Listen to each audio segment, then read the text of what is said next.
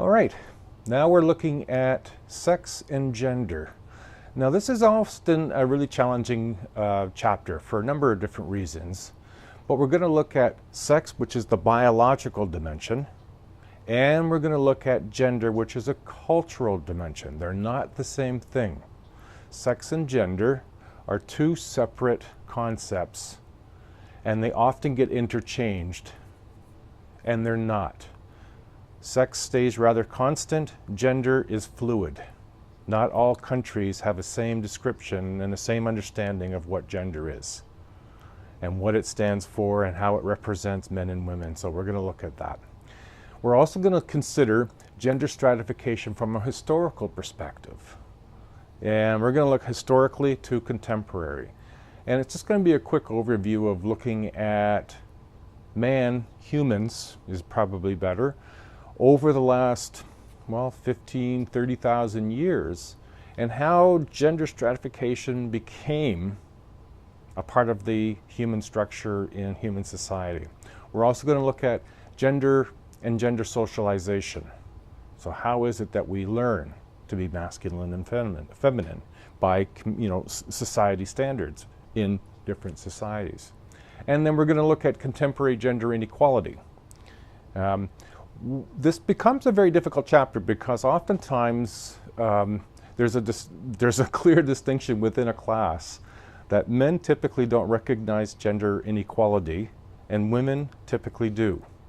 It's largely because in most societies, men don't experience gender inequality, not in the way that it's understood sociologically.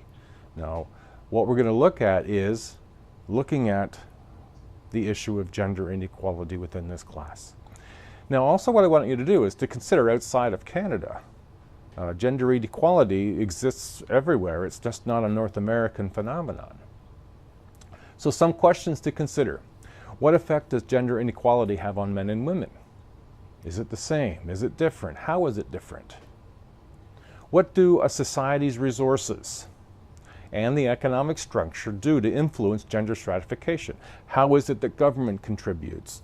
What other society resources, family, religion, economy, do they all contribute to this gender stratification that exists in different degrees throughout the world?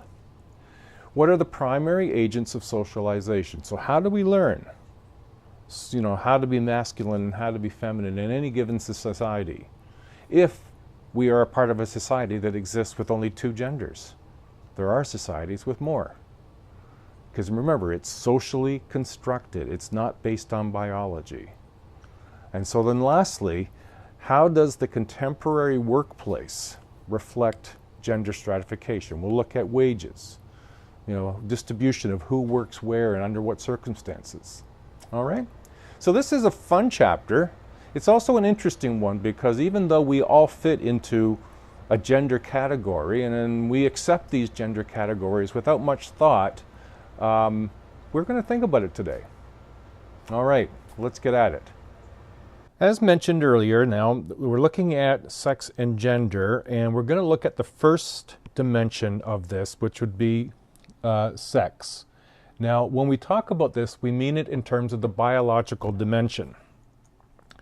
Now, what we're looking at here, it's the biological and anatomical differences between males and females, which comes down to the chromosomes, essentially. XX is female and XY is male. Now, along with this, of course, comes primary sexual characteristics and secondary sexual characteristics. And within primary sexual characteristics, we include the genitalia, which is used for reproductive purposes. Now, noticing what I'm talking about here is biological, keeping it very biologically focused, which is basically saying that this isn't about how we distinguish between masculine and feminine. This is how we distinguish between male and female. Now, the primary sexual characteristics are not always as black and white as genitalia for reproductive purposes. Secondary sexual characteristics, these are the physical traits that identify an individual's sex. This would be things like breasts, hips, pubic hair, larger physical size in males and such. Now, these are the these are the biological dimensions. Now, it's not just that black and white. We have examples of people who are hermaphrodites and transsexuals. Now, by definition, now these are sociological definitions. You'll find that in abnormal psychology, you might have slightly different definitions. A hermaphrodite is a person in whom sexual differentiation is ambiguous or incomplete. That is to say, they aren't completely male and they aren't completely female according to primary and sexual characteristics. And they may have some ambiguity, some variation in between. Now, transsexual, this is a person whom the sex-related structures of the brain that define gender identity are opposite from the physical characteristics and the physical sex organs of the person's body. Now, there are different examples or different makeups, transvestites. Now, this is something you will find in a psychological disorder in abnormal psychology, and this is where a person, male typically, who lives as a woman, or a female who lives as a man, but does not alter their primary sexual characteristics. Neither do they have that as any interest. They're not finding themselves with, say, if you will, a female brain in a male's body. Now, Brach's, now, if you look at the video that I posted for the journal, this is biological males who behave, dress, and work as females, and you'll find other examples of biological females who will dress and work as males, and they're treated in those particular genders. Now, when we can look at transsexuals in terms of North America, we see lots of examples of people, whether they be celebrity, as in Caitlyn Jenner or Bono there in the top, but the other examples are also of transitioned males or transitioned females. And these would be people who have had sexual reassignment where their brain chemistry and brain makeup, if it were male or female, seems to more line up with who they see themselves being. And so it's very complicated. The sexual dimension is not as straightforward. Transgender are those who appear, both in terms of how they look, their behavior, and or their self-identification that doesn't conform to the social rules of gender. So this would be an example. These people here on the screen are examples of transgender. People who don't feel themselves in the right body, who go about making changes biologically to themselves to match better. Now, when we talk in terms of other dimensions, in terms of the biological dimension, there is the issue of sexual orientation, where when you think in terms of orientation, there's three key criteria for defining homosexuality. And one of them is the sexual attraction to a person of their own sex. And two is the sexual involvement with a person of their own sex. But as importantly, if not more so importantly, is the self-identification. That is, seeing oneself in that way. And so when we have examples of people who don't agree with these sorts of orientations, then we have what's called homophobia, or the extreme prejudice directed at gays, lesbians, bisexuals, and others who are perceived as not being heterosexual.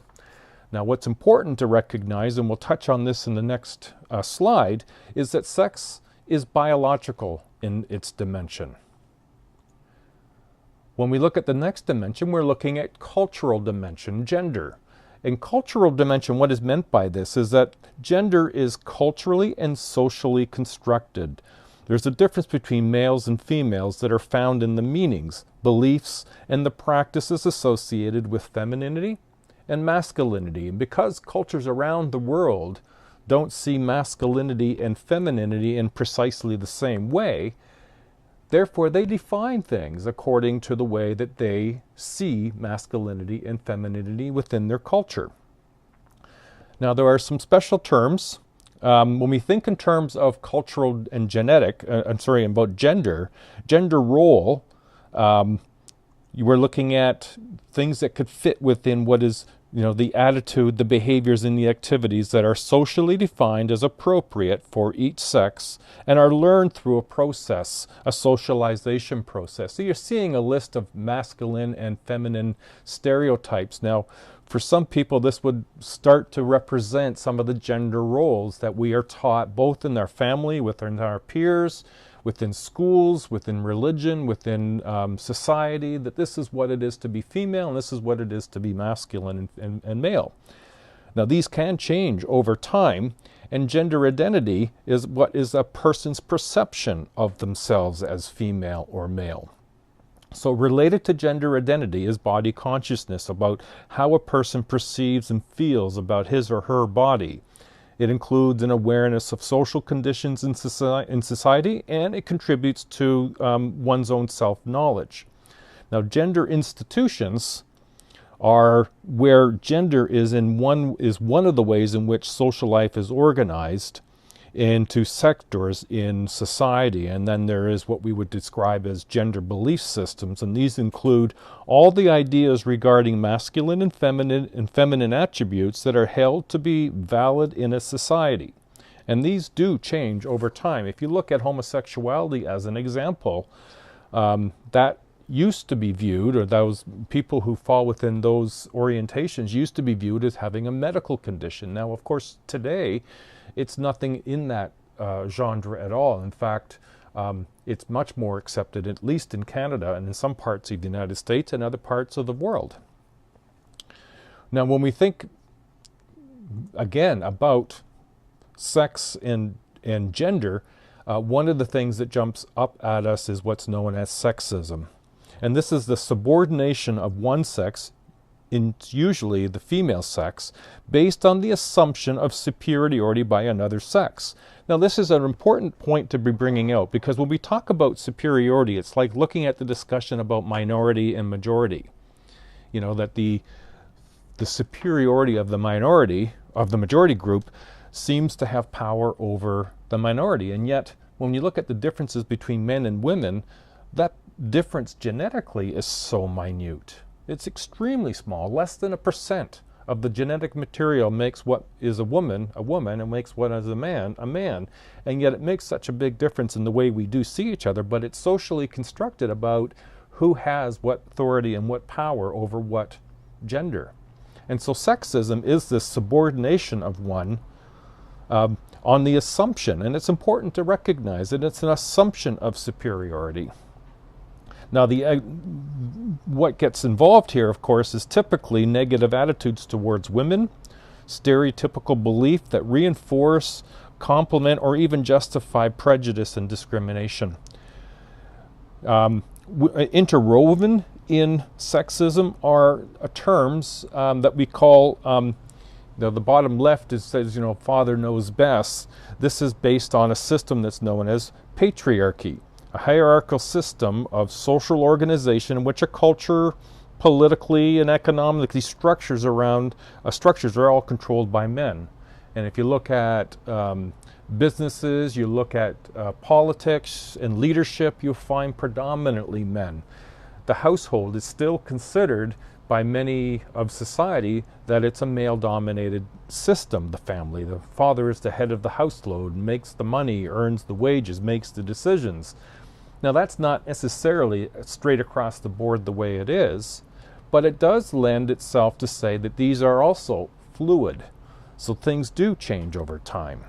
Now, matriarchy, girls rule is the signature there. This is where the hierarchy system of social organization, culturally, politically, and economic structures are controlled by women. Now, that doesn't happen in very many cultures in the world. But it has existed, and it still does exist to a much smaller degree than patriarchy. Now, if we look at it from a sort of where did this shift, or movement of gender stratification, the way we view men and women over, how does it develop over time? Well, we can look at, this division of labor, men's work and women's work. Where did it come from? How did it start? And there's several factors that are important in determining the gender division of a society. Now, one is the subsistence base. Now this really just means that how does a society gain basic necessities like food, shelter, and clothing? A second issue is the supply of and the demand for labor. And the third around the division of labor that's on the lines of gender is the extent to which women's child rearing interferes or affects the practices and the compatibility of certain kinds of labor. So let's go back in time and we can look at the earliest formations of how man, and I should say how humans interacted. And we can go back to hunting and gathering, where the basic theme here was that men hunted for game and women gathered roots and berries. It's relatively equitable, the relationship between men and women at this particular time. Both roles were important to the success of the society. Women are full economic partners with men, and there's very little social stratification.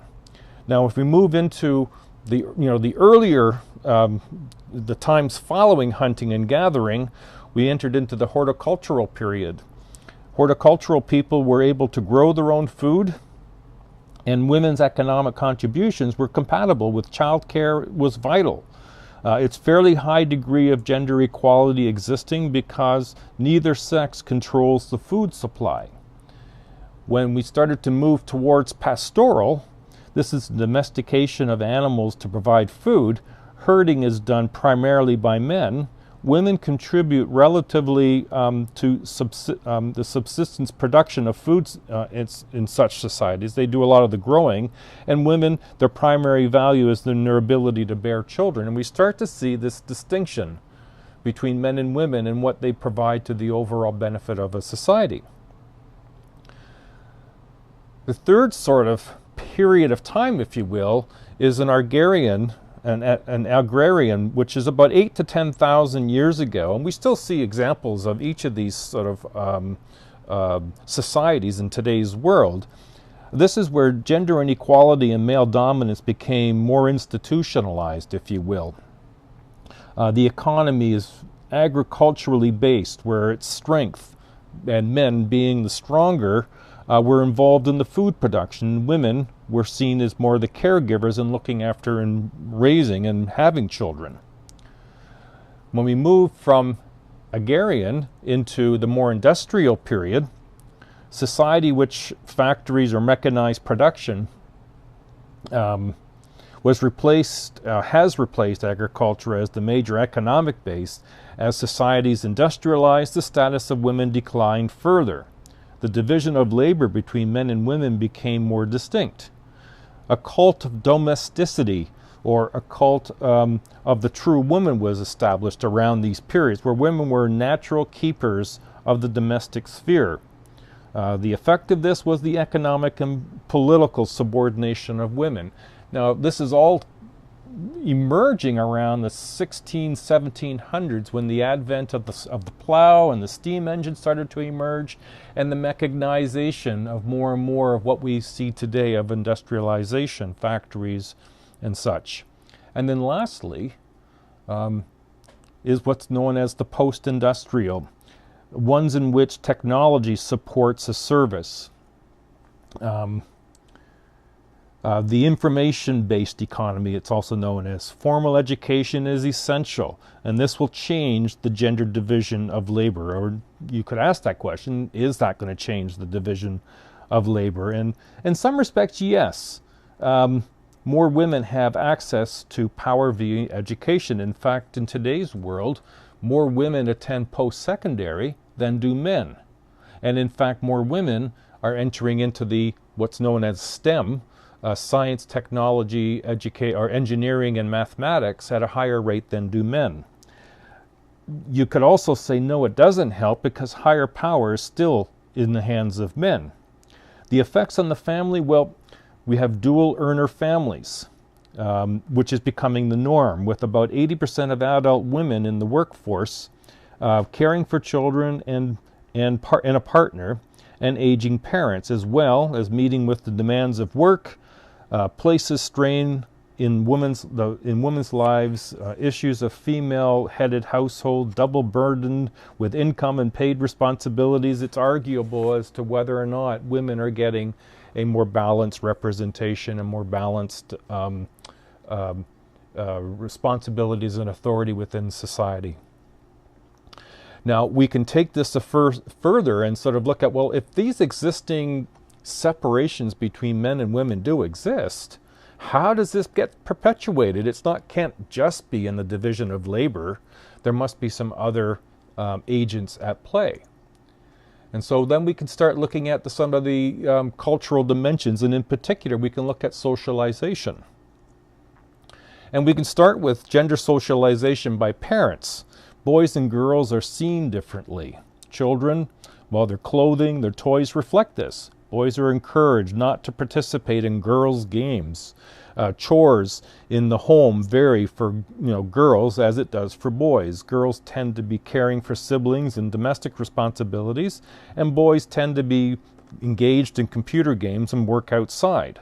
Now, some parents purposely encourage opposite gender play roles in order to sort of create a better balance. And we certainly will say that over the years, gender, well, it is fluid in society. And so some of the shifts that we see in what women do and what women see as women's work and what men see as men's work is changing. Although it's still something that is very entrenched in the way that we engage with our children. Now, peer and gender socialization, well, same-sex groups are most common in early education.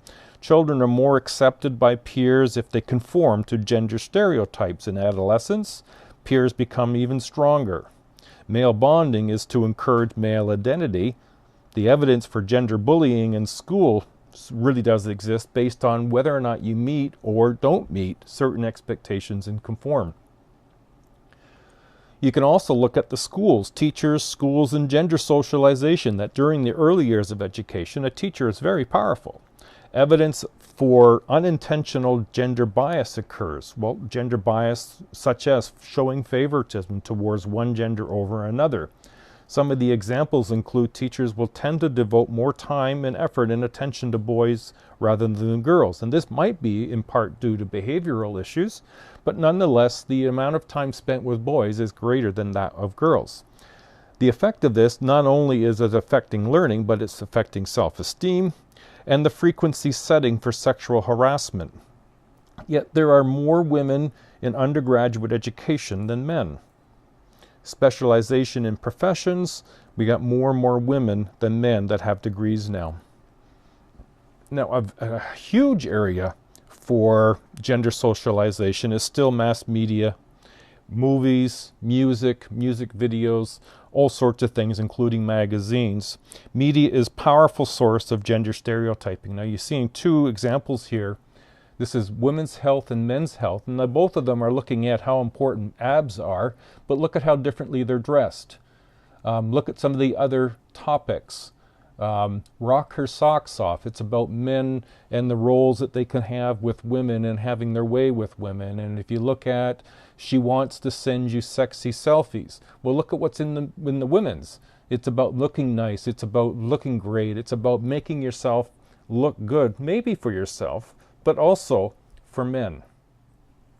And we see this gender bias that more men than women, more men are more aggressive than women. Soap operas are classic media formats for gender stereotyping. In advertising, you see it where people accept traditional gender stereotypes because they work. Advertisers wouldn't advertise the way they do if people weren't buying the product. And so from an advertiser's perspective, using gender stereotypes is money-making because people do respond to it. Whether we talk to one another about how wrong it is or not, if we're buying product, then we support the method by which it's being communicated to us. And lastly, in this particular part, we're going to look at some of the contemporary gender inequality that exists. More gender segregation in the paid workforce. Gender wage gap. pay equity and employment equity, and paid work and family work. If we start with gender segregated work, the concentration of women and men in different occupations, jobs, and places of work. Women continue to be more represented in clerical work, while men in the natural sciences, engineering, and mathematics. Now, we will start to see that to change as we see more women getting graduating colleges and universities and carrying on into STEM research. If we carry on into what's known as the gender wage gap, this is the ratio of earnings between men and women. The disparity between a woman and a man's earnings. In 2002, women make about 70% that of what men make. Marital status makes a difference. A single, never married woman makes about 94%, whereas a married woman makes about 65%. So it's important when we see about what the role, the wage gap is different. We had, and we'll see this a little bit later, pay equity in Canada, and that was put out in 1982, I think. And that was put out in order to establish more balance between men and women doing the same work with the same education to get the same pay. And that was in 82, and here we are in 2017, and women aren't making any, are still making 70% that of which men make.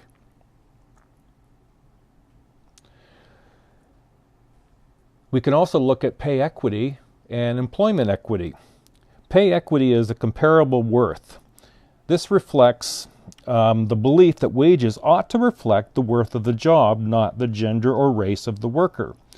Employment equity, this is a strategy to eliminate the effects of discrimination and to fully open the competition for job opportunities to those who have been excluded historically. Now, some of the targets for these strategies include visible minorities, persons with disabilities, Indigenous people, and women. Other related issues to this include recruitment, selection, training, development, promotion, conditions of employment, and layoffs. This is to say that all the reasons why those things need to happen or are happening can't reflect gender. It must reflect competency, the way a person does the job itself, not the gender of the person doing the job. And lastly, but not less important, in family sociology, it's another course that I teach, we spend a fair bit of time looking at this area of, and it'll happen towards the end of the semester, looking at the issue of paid work and family work and the relationship between the two. Paid work or for wages or a salary is one thing. Family work is unpaid work such as the housework, the child care of parents and kin. The norm is that the married woman combines both paid and family work. The division of labor for family work has not essentially changed over time. Women still do the bulk of the family work. In fact, there's a term that's been used to describe that women do what's called the double day or the double shift or the second shift, and this is where they have the dual responsibility of being employed as well as looking after the children, making the meals, and caring for her husband. Couples without children, women do 60% of the family work. Couples with children, women do even more.